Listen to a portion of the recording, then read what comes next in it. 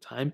Now, side by side, you can kind of get a glimpse that for sure the iPhone 12 mini and the iPhone SE 2 are roughly around the same size, but the 12 mini is still actually smaller in pretty much every dimension than the iPhone SE 2. But holding them both in the hand, I don't really think one feels way thinner, but I kind of like the way the 12 mini feels over the iPhone SE 2.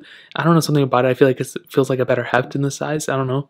But on the front of the iPhone SE2, we have that 4.7-inch IPS panel, and I've been saying for a while now that I think it's an okay panel. It's definitely not the best panel in the world by any means, and for $399, I've seen phone manufacturers make better panels at that price tag, so I think it's totally okay for the most part for the time being, but I still think very, very soon, I mean, there's going to be a lot of people who don't really want to get a phone that has this type of, bezel around it, because the panel is not that bad, but the bezel around it is the problem, especially with that home button.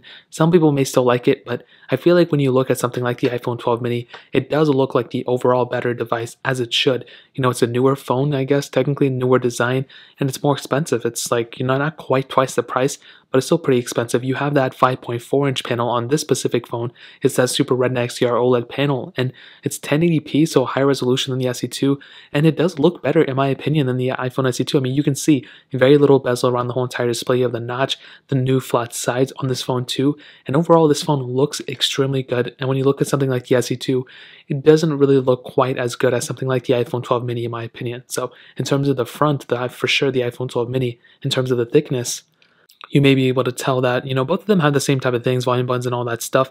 The iPhone SE2 does seem to be a little bit thinner than the iPhone 12 mini, and the iPhone SE2 was a very thin phone, had a very, not super small battery, but there are some cons of that thinness for sure. Dual camera setup on the back of the iPhone 12 mini, single camera setup on the iPhone SE2, glass backs, pretty much the exact same texture, and these are both the white models of the phone, and you can see that the 12 mini is a little bit warmer than the iPhone SE2, which I don't really understand how that happened. And they both feel pretty much the same on the back. They both have, wireless charging. The iPhone 12 mini does have that MagSafe capability. So in terms of the outside, that really pretty much covers it up. IP certification, all that good stuff. In terms of the software though,